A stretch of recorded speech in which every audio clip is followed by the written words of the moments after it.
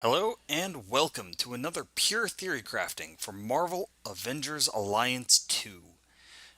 If you've never watched one of the videos, if you're just now joining us, Pure Theory Crafting is where we go through, we pick a character, and we start to analyze and attempt to decipher what makes that character unique and how we can potentially build them up and tweak them to suit our individual playstyles, looking at them as they are more or less on paper. Today is something of a landmark moment for Pure Theory Crafting. It's the 5th video, and more specifically, it rounds out the classes. This will be the first Infiltrator video and the last of the initial 5 needed. From here on out, I probably will not look strictly at class, as opposed to how often that hero is used. But I definitely wanted an Infiltrator for today, and for that, I chose Black Panther. Why Black Panther? Why the ruler of Wakanda? Because I don't see him all that often, and I think he's got some real potential. Now, a lot of people out there, they're making use of Vision. They're making use of Marvel Now Black Widow. Daredevil's fairly common. Ant-Man is all over. And there's some really good resources for these characters. I think people are kind of underselling Black Panther. Now, I haven't built him up myself, so I can say that I am guilty of this on my own. But I have a reason why I picked him out of the out of that crowd, and part of that is future content. Now, as we see right here, not a whole lot of days left in Spec Ops 2. I'm expecting Chapter 4 fairly shortly. PvP seasons, I think, are a really bad judge of when new content is coming, because so far they've been pretty good that the day the PvP season ends, the new one begins. There's one a month. When Spec Ops 2 ends, I think we'll see Chapter 4 very shortly thereafter, possibly even on that day, I don't know. And then they'll give a little bit of time for people to work through Chapter 4 before we see another Spec Ops. But Chapter 5 has been announced, and with it, certain heroes. One of those is the Lady Sif. Now, those who played Marvel Avengers Alliance 1, those who've seen her in the movies or read about her in the comics, Sif is a swordswoman, and she's very good at it. In Marvel Avengers Alliance 1, this translated into her being a bleed-based character.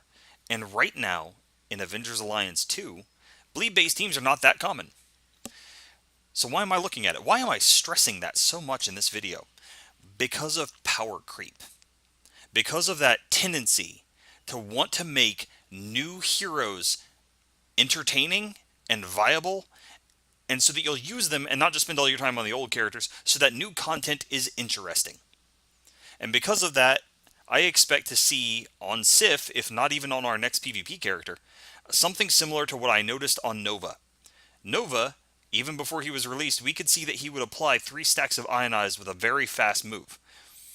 This was meant to boost energy teams, which were also not terribly common.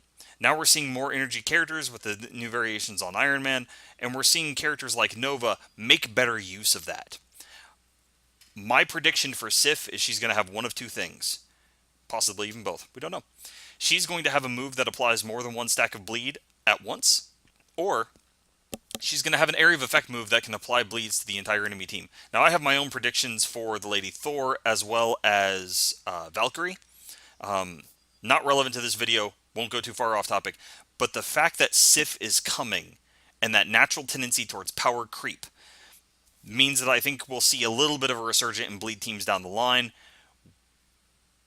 Let's still specify why I picked Black Panther over Gamora, because Gamora only does bleeds. Black Panther has a natural split in his abilities that we'll see as we go through them here that allows him to function in a current team as well as upcoming content. And he's, I believe, surprisingly powerful at higher levels. Now take a look at his level there, at the fact that he's still 1 star. Normally when I do these videos, they're for characters that I have deliberately raised to 30. I got impatient. I could have waited till tomorrow. When you're looking at the Empower, trust me, I'm not running short on canisters. I spend I don't know how much of my life wasting away clicking that little button in the corner on the phone, buying tons of these. Come tomorrow, I'll be able to boost him up. We'll get him to 30. That won't be a problem. But for today, we're going to go ahead and go over him because we can already see the core of what I want to see for Black Panther. He's an in-game character.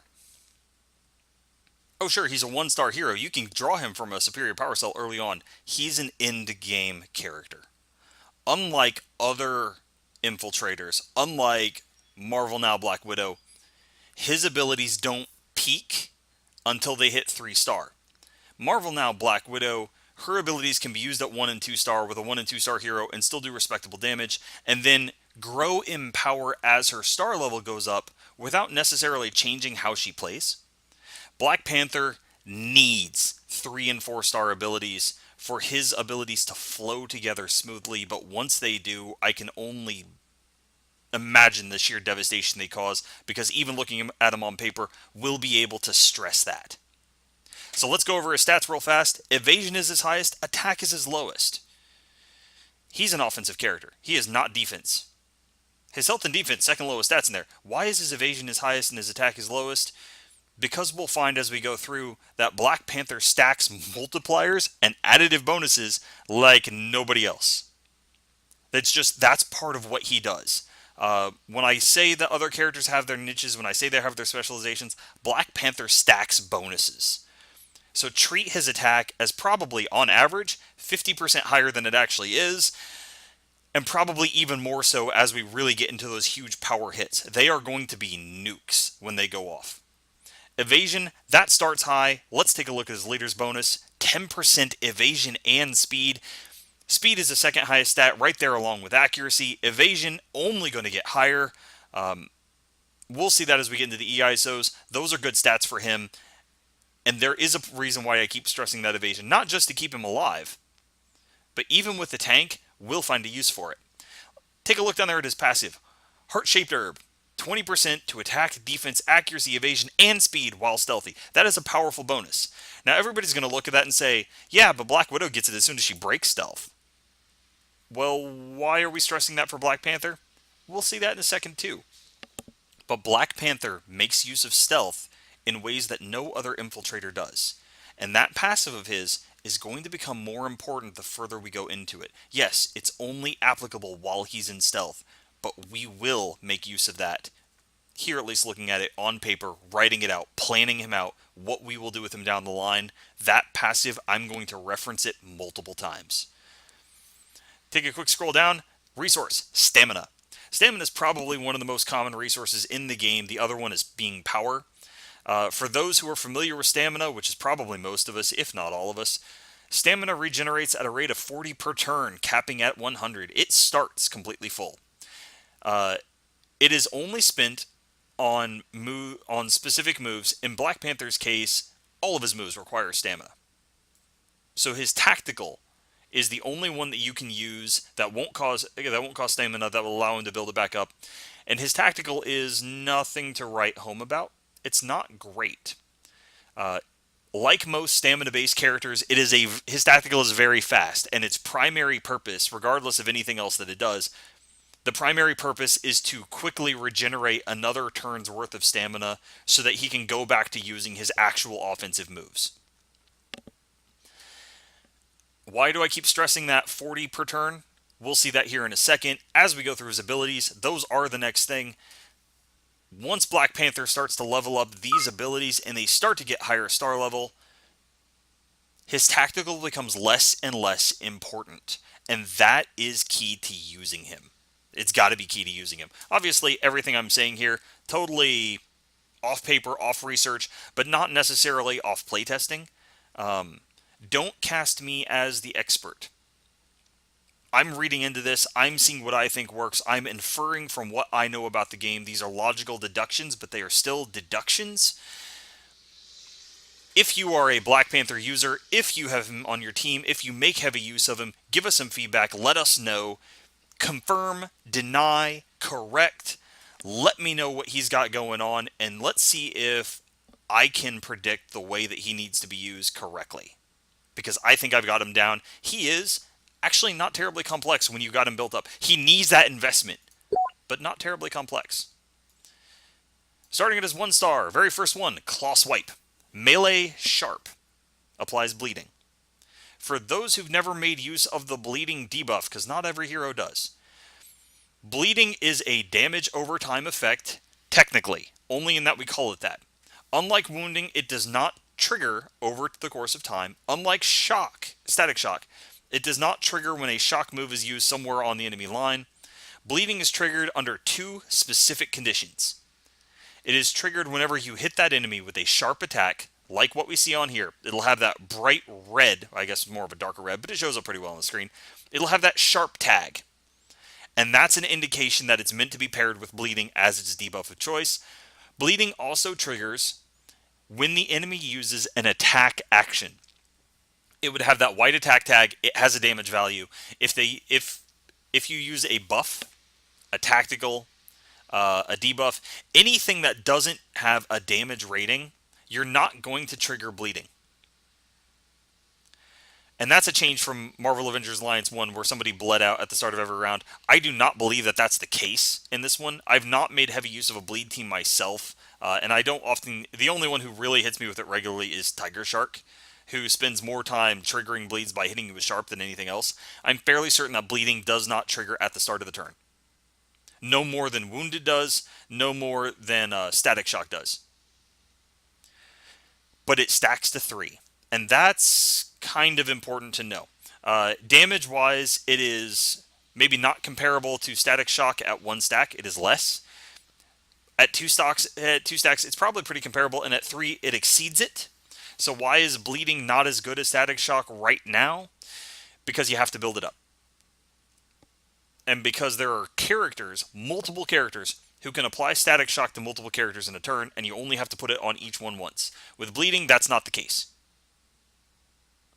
So that's why I expect Sif to, and other future bleed characters, to apply bleeding multiple times, or to be able to apply it to the enemy line all at once. Then you can really start to take advantage of sharp attacks for that extra damage as they go. Now, let's point out Stealthy. Why am I pointing out Stealthy? Infiltrators use it. Most of them have it. Pretty much all of them have it. A lot of characters who aren't Infiltrators have it. So why stress it so much? Black Panther is perhaps the best user of Stealthy in the game, and he has a slightly different mechanic for activating it. It comes off of a pair of setup moves. It is not from his tactical. It is not passively applied like... It doesn't pop up automatically like it does with Marvel Now Black Widow, with Daredevil, where just they do any attack, and as long as they don't have reveal, they enter stealth. With Black Panther, you have to manually put him into stealth, and that's a good thing. Because his moves that make use of it are very deliberate, and you want to control both when he enters stealth and what he might do while in it, to make the most of it that he can. As soon as Stealthy goes up on Black Panther, he gets a 20% increase to every one of his stats except for health, and a total of a 40% increase to his attack. That may be a very low stat to start with. It will not be once he enters stealth. A 40% increase is massive, because there is a less than a 40% difference between his attack, his lowest stat, and his evasion, which is his highest. Attack gets that much of an increase. 60 stamina cost, relatively low damage. It is a fast speed move. That doesn't change, but the stamina cost and the damage will. And where I want to stress it is right there at 3 stars. At 3 stars, it drops below 40, which means that you recover more stamina at the start of the next turn than you spent on this move this turn. At that point, at 3 stars, Claw Swipe can be used indefinitely, without affecting any other move in his line. You will never run out of stamina as long as you're using Claw Swipe, starting at 3 stars. And that's very important. The damage, at 4 star especially, 141 on a fast move, on a setup move. That's also going to trigger every application of bleeding on the enemy. That's respectable. I can get behind that. That's okay. But watch for that 25 stamina. That's going to be a common theme on Black Panther, and we need to pay attention to that. Now, his second move. This one flips his paradigm a little bit. This one is melee unarmed. Black Panther has a natural predilection to split between one of the two. He has sharp, he has melee unarmed, and more specifically, he has a setup and a power move for each of those two, and then 4 moves that we will go over that can be interchangeably placed in that 3rd slot for utility. And that makes him easy to build and very easy to tailor to specific groups, to specific enemy encounters, to specific team setups, you can really tweak Black Panther while only working on 2 core solid damage moves. Personally, I like that. 70 stamina cost, that's really high. That never goes down. 70 is an important number when it comes to a stamina user. Starting at 100 stamina, a 70 stamina attack can be used twice in a row to burn down your stamina all the way to the end before you have to let it build it back up. You start at 100, you drop to 30, you recover 40, you're at 70 again, you do it again, you're all the way down to 0. That's why 70 is an important number on this. It will not go down for Panther Kick, but those who are looking at the screen can see Finesse. Does not consume resource on a critical hit. I do not believe that Panther Kick will simply be a one-hit attack. Those who've tried him and make use of this, let me know, confirm it. If it copies Panther Kick from Marvel Avengers Alliance 1, it'll hit twice. More importantly, if it copies Daredevil's finesse move, it'll hit twice. Stress that accuracy, stress that critical hit, get all of your stamina back from using the move. Stealthy maneuver plus 50% damage when the attacker is stealthy. This is designed to be his big burst of damage on a melee unarmed attack. Take a look at that speed. It is normal. At 3 and 4 star, the damage increases, and that's all that increases. But 318 damage on a normal speed move, that's pretty solid. Why do I keep stressing unarmed? In addition to being a good solid team nowadays, it's going to make even more advantage of the clobbered debuff. That's another stacking 25% damage on top of what you see here, plus it's a speed increase. And when you're talking a move that's already normal speed and it's a high power one, anything that makes it faster just makes it deadlier.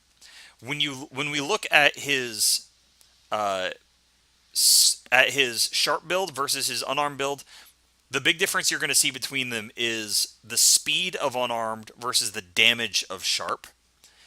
And the clobbered debuff is going to be a very important aspect of that.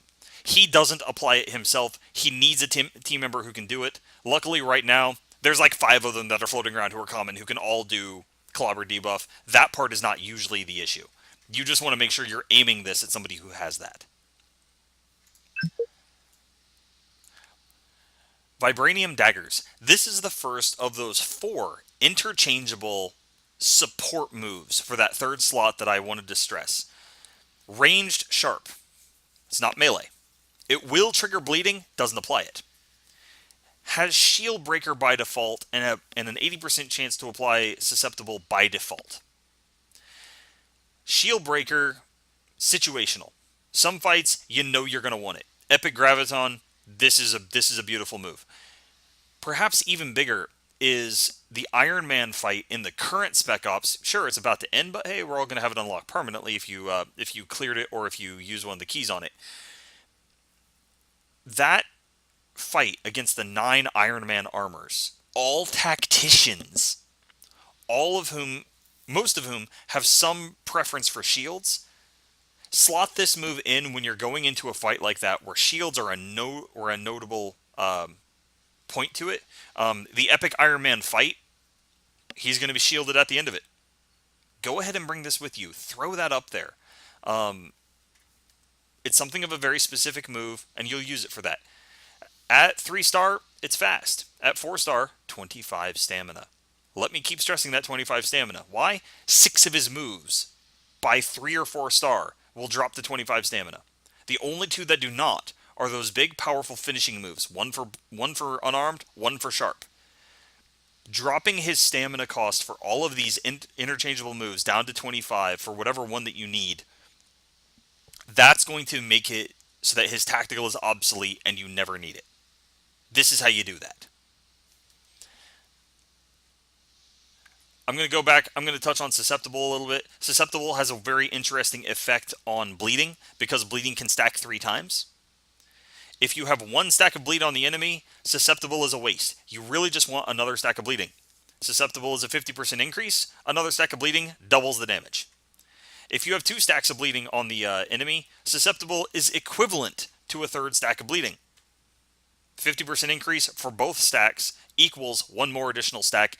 Susceptible really only starts to become a noticeable increase when you have all 3 stacks of bleeding on there, it's the equivalent of having like 4.5 stacks of bleeding. This is not a bad one to throw at someone who's already bleeding, but they kind of need to already have multiple stacks of bleeding on there for susceptible to really be worthwhile.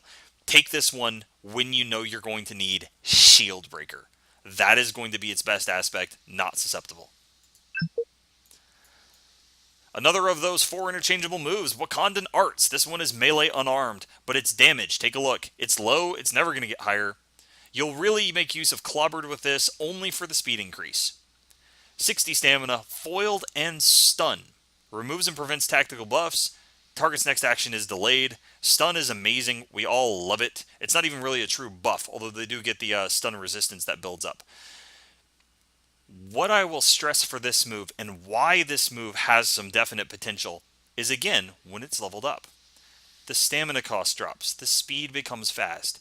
25 stamina at a fast speed on an unarmed attack, especially when you're getting a further speed increase from targeting somebody with Clobbered. This is a move that can be used over and over and over again.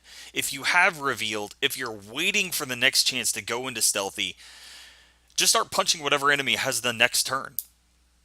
Black Panther is a fast character. This is a fast move, and if the enemies have Clobbered, it's just going to be even faster. And you can chain it with that 25 stamina cost, stunning whoever is coming up next, pushing them all further and further and further back, and by the time that they all actually have enough stun resistance to overcome that and actually get their turns, reveal might be off and he goes back into stealth again. It's a way to buy time and mitigate damage for the team, especially on those hard multi-wave fights, 4-star challenges, epic bosses. It's something of a good tactical defensive move. And again, it fills that 3rd slot, not one of your core 2. Panther's Grace. Again, another one of those interchangeable 4 moves. We're going to go through kind of like all 4 of those in a row. Very fast, by default. It's a buff. It is not a damage dealing ability. Alerted, Rampaging. These are 100% chance to apply to yourself right off the bat. Rampaging is a 40% increased damage to melee. We've already seen that he's got a ranged attack. He actually has 2. But both of those ranged attacks are in those 4 interchangeable 3rd slot moves. My suggestion is that if you're taking Panther's Grace, you're not going to take his ranged attack anyway. Those 4 core moves that are used for those 2 builds, they're all melee. They will all benefit from Rampaging. If you're taking Panther's Grace, the other 2 moves, they're going to be melee. Alerted is evasion by 25%, jump this to 3-star, and it affects everybody. Evasion is a fantastic defensive buff, even if you're running a defense-based tank, because any crit that drops to a normal hit, any normal hit that drops to a glance, this is damage that you're not taking. Especially on your tank, this is damage that you're not taking. But even more so is the susceptibility to debuffs. Debuffs only have about half chance of applying if it's a glance. And so every hit that you can drop to a glancing blow is, it's a lower chance of actually getting nailed with one of those nastier debuffs. Characters like Black Panther with low health are naturally pretty weak to the wounding debuff. It can kill them. It goes right through shields, and it can be pretty nasty. Increase your evasion. Try to limit that. We're going to stress that again here in just another move or two because alerted, the evasion stat in general is pretty big for him. 4-star, 25 stamina. Like always, 25 stamina. All of these moves. Remember how I keep saying there's these patterns, and I know I keep saying remember, you're watching the video. I really hope you're paying enough attention to remember to it. Otherwise, you're listening to me talk for no reason at all. All of these moves, all 4 of these interchangeable moves, with the exception of, 3 of them. The next one here won't have that. 3 of these interchangeable 3rd slot moves will reach 25 stamina at 4-star. The 2 setup moves will reach 25 stamina at 3-star and should be among the first resources that you try to put into them while beginning to level those setup moves very quickly. His 2 big nuke moves that he uses from stealth, the 2 stealthy maneuvers, their stamina cost never lowers. And it's because of the high stamina cost of those that we want the low stamina cost on everything else. Alright, that's enough about Panther's Grace. We'll come back to this in a bit. Do take note that because it's a buff, it doesn't break stealth. That's fairly important for him. Dagger Barrage. This is the only one of those interchangeable 4 that never drops below 50 stamina. It does reach fast. Ranged, sharp, triggers bleed, doesn't apply it. But it does apply necrosis. Remove and prevent healing. Situational. Like the others here, situational. If you're going up against Tiger Shark, if you're going to get up against Agent 13, if you're going up against Iron Fist, somebody who you know is going to heal, necrosis is a useful debuff. This move might see more use in PvP. PvP is not my focus with pure theory crafting, but it's there. It's a very real part of the game, and it is something that sometimes people will build their characters up for. I don't like low health characters in PvP. They die very quickly. Black Panther is no exception there. He doesn't have a lot of health. He doesn't have a lot of defense. He can stack evasion pretty well, but all it takes is one good solid shot, and most scrappers can take him down. But it's an area of effect attack.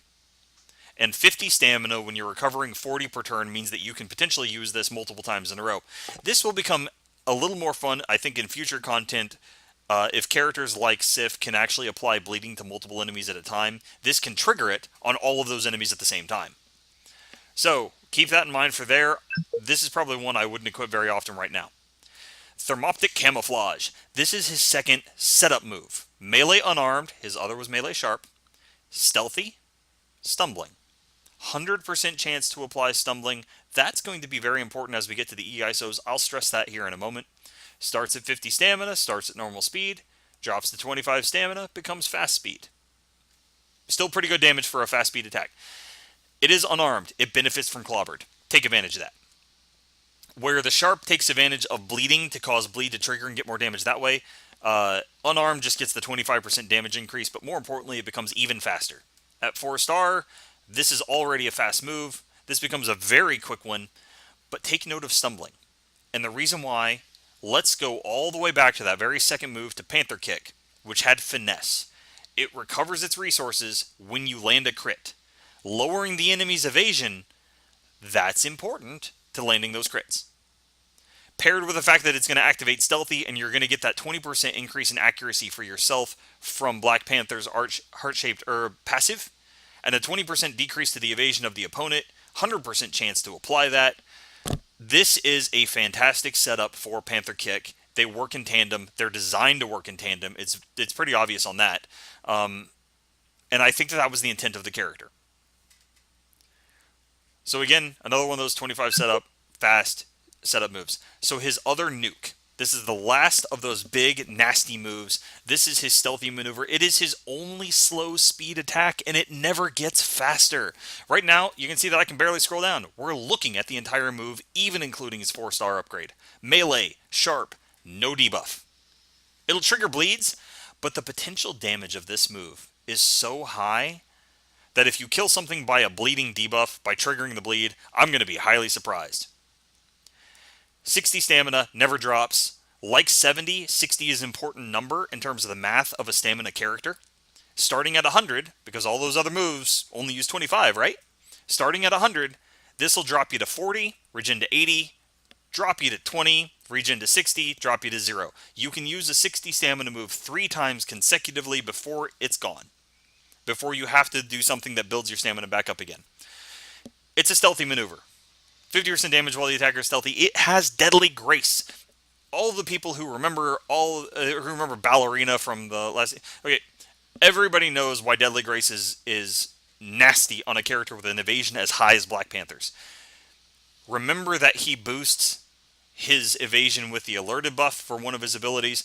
Evasion is one of his... It's not only it's his highest stat, it's part of his leadership bonus. He's going to give a 10% evasion bonus to the team just on that alone. It's a stealthy maneuver. He gets the 20%.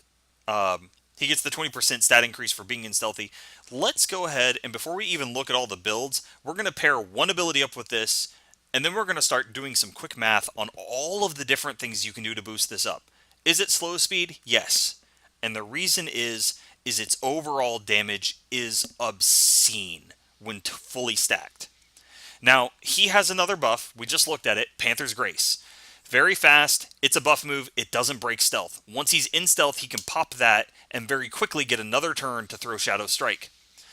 This is a melee move. It benefits from rampaging. It has Deadly Grace. It benefits from alerted. So again, let's start doing some math. As soon as he's in stealth, he gets a 20% bonus to all of his stats and a total of a 40% bonus to his attack. Alerted is going to increase the bonus on his evasion up to 45. So even before you launch this attack, you're looking at a plus 40% attack bonus, a plus 20% accuracy bonus, and a plus 45% evasion bonus that, thanks to Deadly Grace, is going to be a more or less direct increase into the damage he deals with this. It is Stealthy Maneuver. It gets the plus 50% for that damage. As well as Rampaging from Panther's Grace is another 40% on top of that. So here you are adding 40% to your attack stat, increasing your chance of a crit, plus adding 45% to your evasion for Deadly Grace, and those are what's going to affect the base damage those are going to affect your attack stat even before you start calculating in the damage bonuses. The 40% from Rampaging, the 50% from Stealthy Maneuver, you're going to double the damage of this move. Before you start adding those in, you're probably overall, when everything is said and done, you're probably talking tripled overall damage.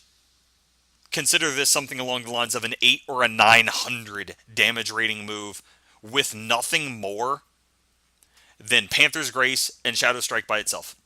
That's it. Throw Panther's Grace on yourself and use this from stealth, and you're going to triple the damage of this move. And that's something that really needs those high star levels to pull off. But once you do, this is going to be how you assassinate somebody. And that's what an infiltrator is designed for. All right, quick touch on the tactical. The tactical you're not going to want to use very often. And I'll get into that as we get into the EISOs, why I think free attacks are bad for Black Panther. The one thing I will say with Distracted is that more often than not, it's going to be your tank making the counterattack. So if you aren't using Luke Cage, it's probably not going to be that big of a deal.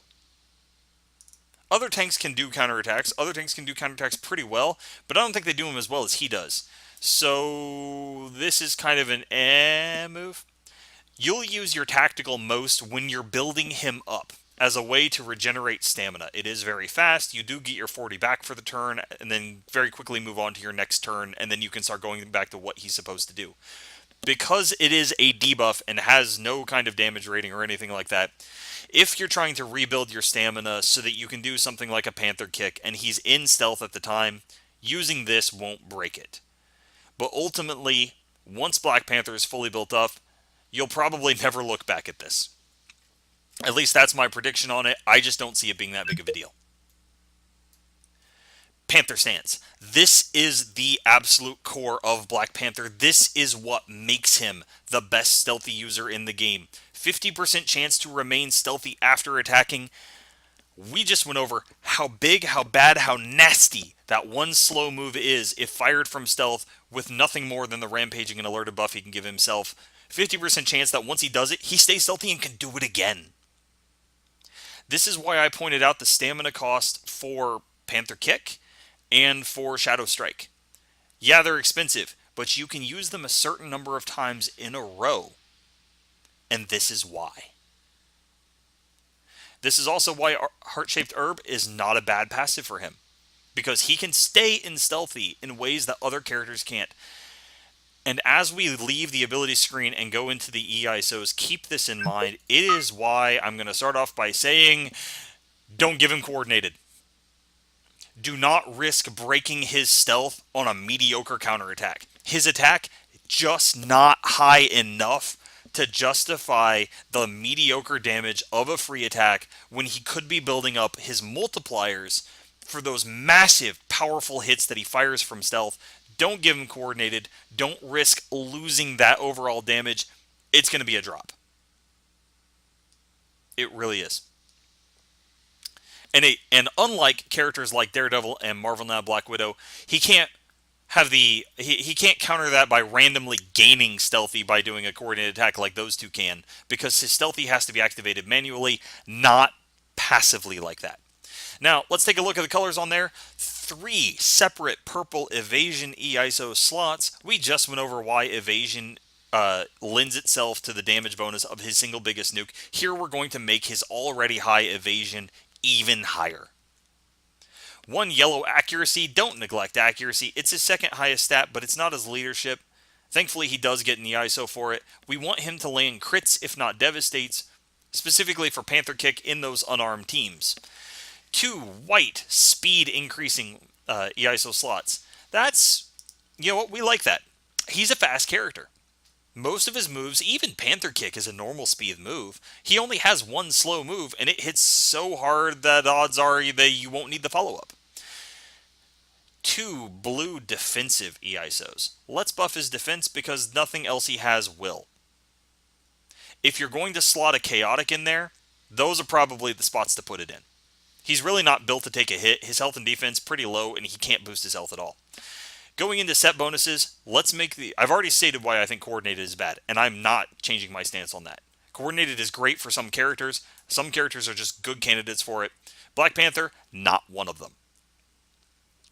Veiled. Veiled is.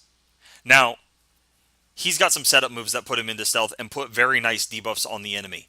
But the ability to start every single wave stealthy, even while removing revealed as you go, offsets the... To me, it offsets that 20% evasion drop by hitting them with stumbling in order to activate your stealthy for the turn. It lets you start combat already with the single biggest stat buff that he can gain from that passive, from Heart-Shaped Herb.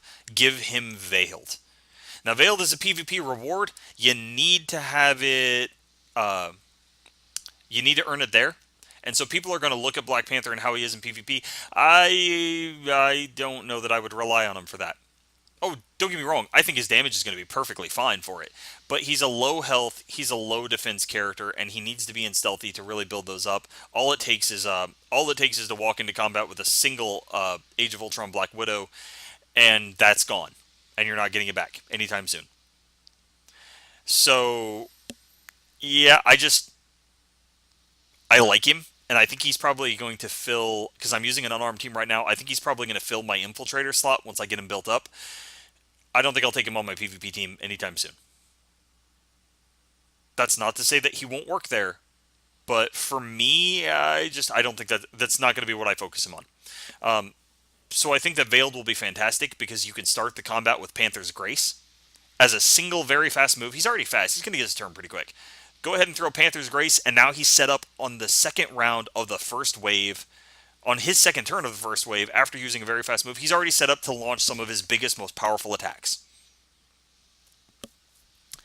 In terms of the experimental EISO set, if you're running his bleed base build and you want to take advantage of the bleeding debuff or susceptible, experimental jumps that to 100%, and for a bleeding base team, that's important. You want those stacks of bleed. You do not want to... They are hard enough to stack as is. You don't want to miss landing them. Experimental is good for that. If you're running him melee unarmed, you don't need it. You won't make use of susceptible on the daggers. You'll only be using that for shield breaker, to be perfectly honest. You won't... and you won't need it for Panther's Grace because those buffs are 100%. And you won't need it for Wakandan Arts. You won't need it for the stun because those are also 100%. So experimental, good if you're going to take him on a bleed team, especially further down the line where I think bleed teams might make a little bit of a resurgence at some point here with Sif and with potentially other characters. But I just don't think you'll need it for unarmed. Defensive EISO combinations. Impenetrable is probably not very good for him. His health is low. His defense can be boosted somewhat, but yeah, his health is low. And that top 90% is a very small value. I wouldn't put impenetrable on him. I mean, in PvP, when that opening first shot can be blocked and cut in half, and a lot of them are just single powerful moves like Rocket's Phaleron Launcher, those, okay, maybe if you're going to do that, sure. But if you're in terms of just general use, no. I would give him barricading for that shield at half health, and I would give him rejuvenating. With a lower health pool, I don't expect this to be higher than like a 2,500 point character. This is no Moon Knight. He's not going to have 5,000 health. A shield at half health in case an AoE hits you harder than you expect, and the ability to recover over time, especially with Black Panther's tendency to spend half the fight or more in stealth. That should take care of intermittent damage that's coming through and mitigate the absolutely crippling damage that Wounded can cause on him. Wounded is really bad for him. Wounded is really bad for any low health character. So rejuvenating and barricading over impenetrable in terms of just normal use and content. Impenetrable only if you're going to use them on a PvP team. And I still have my doubts on that. Because I'm only suggesting, especially right now, melee unarmed, because I'm suggesting the Veiled set, barricading, and rejuvenating, that leaves you another set that you can do. I would give him not the ability to hit stealth, but the ability to bypass protect. He has other things he can do when it comes to a turn for stealth. He can, especially if you're using Panther's Grace, if you can't target an enemy, go ahead and buff yourself. Let's take a look at potential builds. He has 2 core build combinations that I would set up right off the bat. And because I'm missing those last 2 abilities, I can't just kind of click on them and show them. So we'll go over them real fast. Unarmed. This is the one that is viable in current content because there are a lot of unarmed teams out there. This is not a free attack build. Let me stress that. Characters like Luke Cage and Iron Fist, yes, they're unarmed, but they're also spectacular as a free attack team. That's not what this is for. This is going to take advantage of Clobbered. Let's go ahead and use Thermoptic Camouflage as your setup. If you're not running Veiled, or even if you are, Stealthy and Stumbling, 25 stamina, gets up to fast. If you're running with the Clobbered team, then even without it as fast, it's still going to be a pretty quick move. This is your core builder. This is what you'll use when you're not in stealth, and this is what you'll use when you are. You'll follow it with Panther Kick. That finesse bonus does not consume resource on a critical hit. This is how you keep that stamina high enough to use it multiple times in a row, as long as he retains stealthy from his innate. This is going to be your big source of damage, and because other than the wanting to land crits, it doesn't really require any other big setups for him. If you're using Veiled and you start in there, again, you can use any of these 4 abilities here in place of that 3rd slot. Vibranium Daggers for Shield Breaker, Wakandan Arts for a stun. It is melee, unarmed. Sorry, I keep saying melee, but it is unarmed. It will gain the benefits from Clobbered. It will be faster. It's never going to be high damage, but it'll be fast. Here's your AoE option. Unless you need Necrosis, leave that to the side. It's probably not worth the investment right now. That may change down the line on a bleed team, but for an unarmed team, leave that one to the side. Look at Panther's Grace. Alerted and Rampaging. Go ahead and start the fight with Veil. Start it in stealth. Drop Panther's Grace immediately to get the Alerted and Rampaging buff across the team. The Rampaging only affects himself, but the Alerted across the team.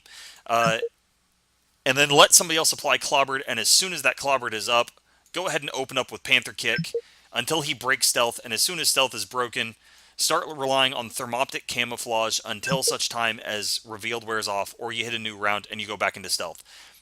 Do this with this at 3-star, this at 4-star, and this at whatever star you want to do, just because its damage is what goes up, and you'll never have to worry about using his tactical. If you're running someone like I do, where my Tactician slot is taken up by Age of Ultron Black Widow, who applies Clobbered and Rampaging to the entire team in the same action, you might swap out Panther's Grace with Wakandan Arts.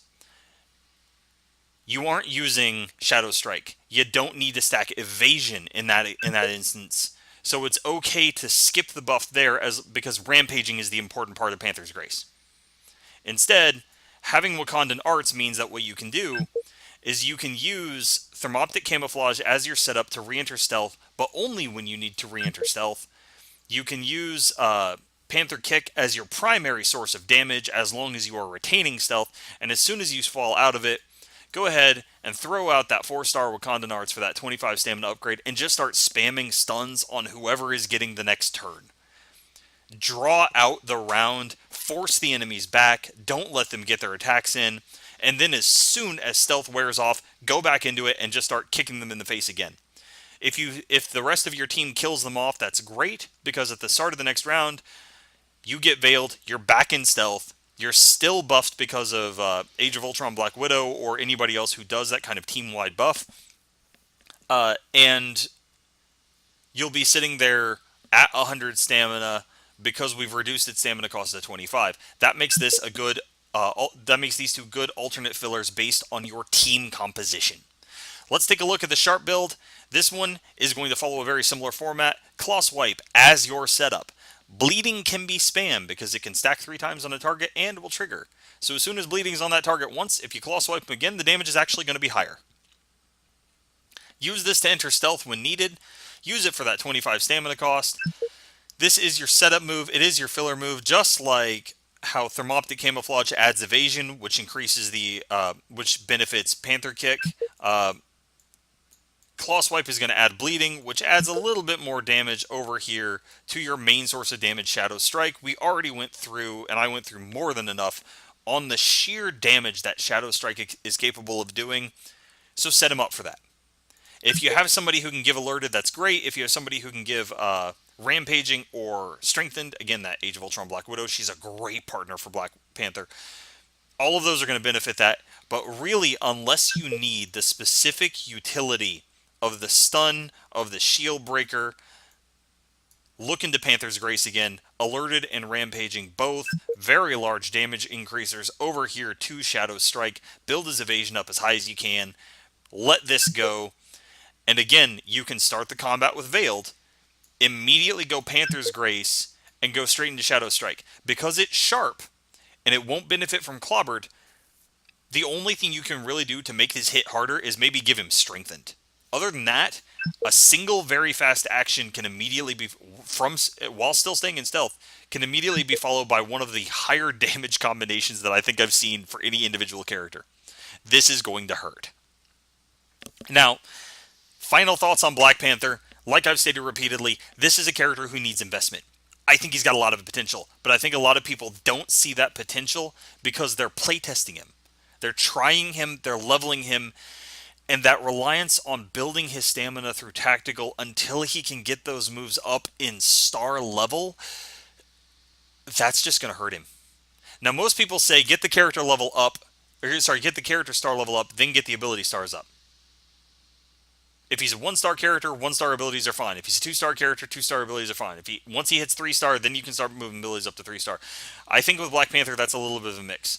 Go ahead, and while you're trying to save up the AP for those, build him up as you're going, but focus on his abilities. Get his setup move to 3 stars. Get your chosen 3rd move up to 4 stars, and build his big final finishing move as best you can.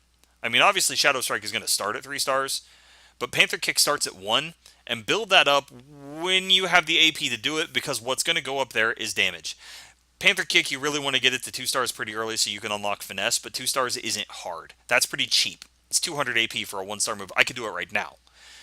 But 1,000 AP to get it to 3-star, maybe save that and focus on his individual star level, or building up, say, Panther's Grace up to 4-star, and then coming back to Panther Kick. Make it so that you don't run out of stamina, then worry about increasing the damage of that big finishing shot once you can use it more reliably. That was a lot of talking. That was a lot of in-depth work into Black Panther. Give him a try. Those of you who have him, those of you who keep him as part of your core team, give us some feedback. Let us know. Let me know if I've got it right. Let me know if I've got it wrong. I'm going just off what I see on paper. That's what pure theory crafting is for. That's what we see. That's what we do. I think I've got him down pretty well, but any tips, any tricks that you can share with the community for anybody who might have been inspired to bring him back because of this. I used him exceedingly heavily in Marvel Avengers Alliance 1, and I want him back on my team, even if he's an infiltrator now and not a tactician. That's okay. I don't have an infiltrator that I'm using right now. I do have a tactician. He's going to fit right in. Until that time, until I come up with another character, the next heroes after this, I'm not going to be paying so much attention to class. I'm going to be looking at some rare ones. Currently, I'm looking at maybe doing some Civil War Cap because he's got that really unique cover mechanic. I'm looking at MODOK. He is a team support tactician that a lot of people aren't using for the same reason that I think a lot of people didn't use Nebula. You probably already have your team support tactician by the time you even unlock him, but he's a great defensive one. Those are potential characters for future Pure Theory crafting. Let me know if you have any specific requests. People like She-Hulk, people like Vision, people who are not commonly used but that you really want to see built up and see if maybe they're worth it down the line. Until that time, let me hear what you think. Look for the follow-up post on Reddit. This is iHoagland. I'm out.